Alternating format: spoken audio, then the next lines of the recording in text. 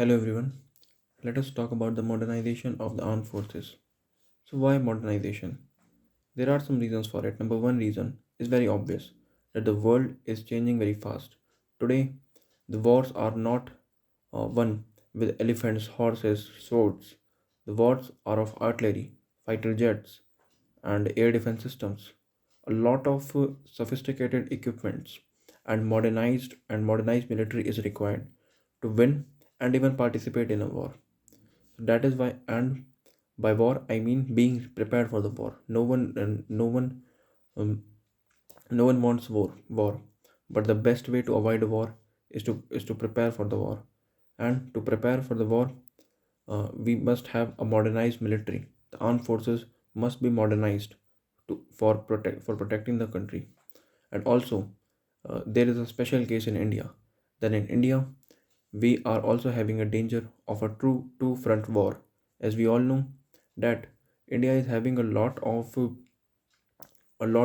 intense clashes with two of its neighbor, that is China and Pakistan.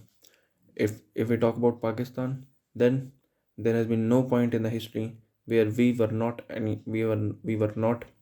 within we are not at a danger with a war or a clash with Pakistan.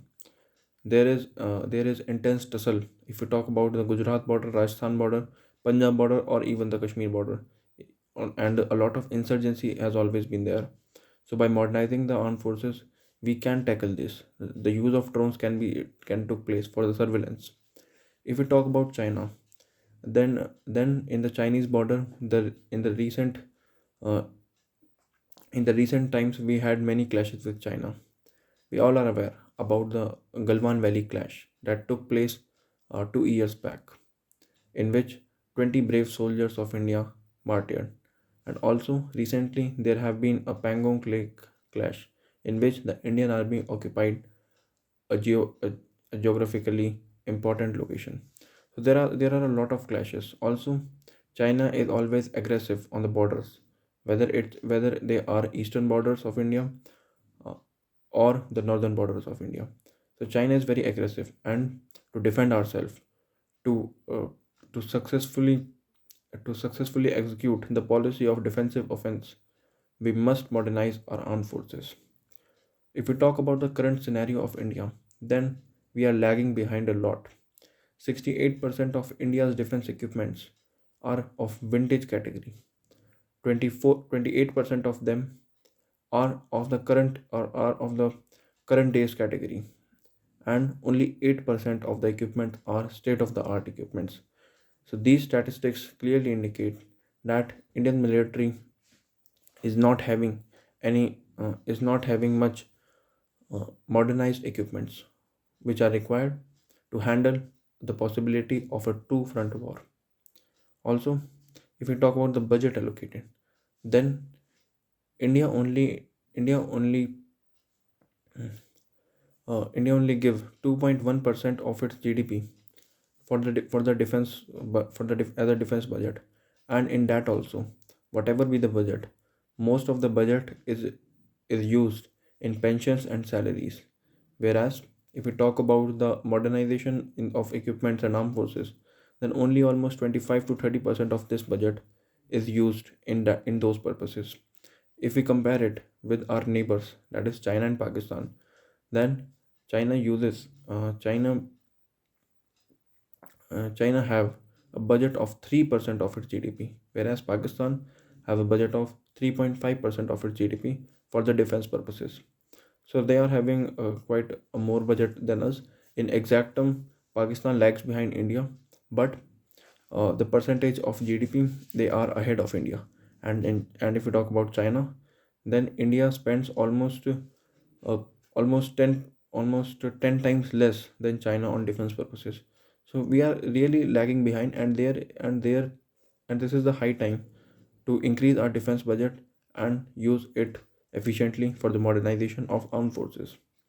If we talk about the other scenarios that are there in armed forces, then recently a very senior armed forces personnel said that India is only having ammunition and equipments for a 30-day war. For no, not even for a 30-day war. India is having ammunition for only a 10-day war. So that is quite less, because we all are aware that wars do not end up in 10 days. We must be prepared for a 30-day war, because in such hostile times, in such uh, in such a diplomatically weak world, uh, where the UNSC take weeks and weeks to pass a resolution, it is very important to be prepared for a long war, and for that we must acquire the required ammunition and equipments for our defense, and also we should modernize the equipments that we are having. Talking about the specific parts of the military, then in infantry there is a need of a more modernized assault rifles, because currently majority of the personals are using the insas rifle, which is not very effective. It uses the bullet of 5.56 mm, which is not adequate, and also there are some glitches in that rifle also. So there are some steps taken towards that, AK-203 will be manufactured in India with partnership of Russia. So India is taking some steps, but we should take some steps more rapidly and with more mass, so that such a huge military that India is having gets modernized very faster. Also in infantry there is need of bulletproof jackets, of light helmets, and other things that are required in the in the fir- uh, on the borders. Also, India is having very different terrains, so the specific equipments to the infantry for different terrains, whether it is the Siachen glaciers, or it is run of Kutch. So Indian military must have specified equipments also for specified locations, because of the geographical conditions that India is having on its borders. If we talk about the artillery, then the number of howitzers and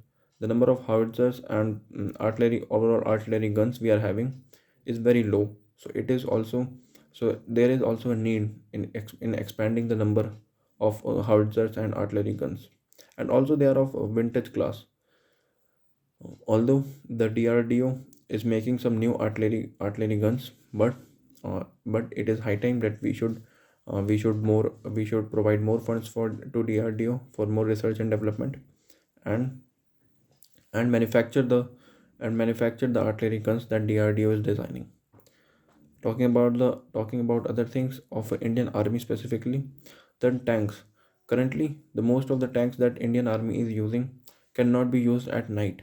So that is a really big drawback. If we talk about from the Pakistan side, if in future India indulges in a war with Pakistan, then tanks will play a key role in the hostile borders of Gujarat and Rajasthan.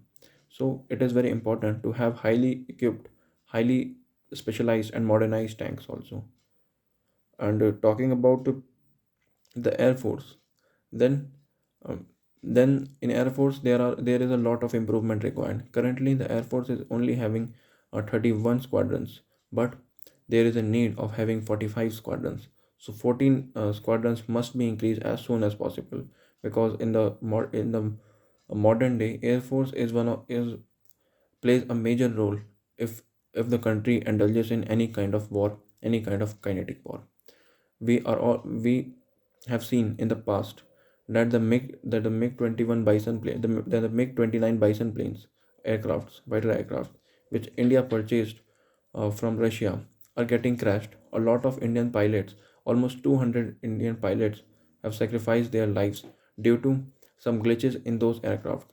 But we are still the government is still not willing to modernize to upgrade the aircrafts of India. It again placed an order of those aircrafts for to Russia, because we are not having funds. We are not having much funds to purchase hundreds of Rafale. So there is high time to increase the funds, and also purchase highly equipped and modernized aircraft, so that those aircraft performs fighter jets to perform well in the war, and the life of our life of our highly skilled pilots are secured also. And if we talk about the helicopter segment, then India is currently using very vintage helicopters like the Cheetah and Chetak, which were designed by Hindustan or Aeronautical Limited decades ago. So it is very important to replace them, although the government has tried to replace them. We bought six Apache helicopters from USA in the past few years, and also India is engaged in a deal of Kamov helicopter with Russia. But there are some speed breakers in this deal. US is imposing US is imposing a not US is not imposing its sanction directly, but US is not letting the France company provide the engine to Russia to make these helicopters for India. So there are talks on that whether this deal of Kamau helicopter will be finalized or not. But if this deal gets finalized, then Indian military will definitely be successful in replacing the Cheetah and Chetak with the highly modernized Kamau helicopters, which India is going to get at very cheap rates. Also, if we talk about the navy, that then in navy, China. And then talking about the navy scenario, then in the Indian Ocean, China is increasing its influence from all the sides. China is acquiring many of the islands and many of the coastal countries military bases in the African continent. Also, from the eastern side, it is very much aggressive in the South China Sea and even beyond towards India. It is increasing its influence year by year. So it is very important to get our navy modernized also. Currently, India is having only one aircraft carrier in use, which is the old Vikramaditya, INS Vikramaditya. And but India will soon induct INS Vikrant in September 2022, which will be a great achievement. But it is high time to produce more and more aircraft carrier, more and more frigates, more and more Indian naval ships. That is how we will be able to how we will be able to counter the dominance of the Chinese in the Indian Ocean. So that was about the scenarios. So what so the things that I would like to mention that India should do right now is number one, increase its fund in research and development, because because if the research and development is not there, then we will not be able to design our own technology, and we will be and we will be uh, always buying the equipments like S-400, Dassault Rafale, Apache helicopter from other countries.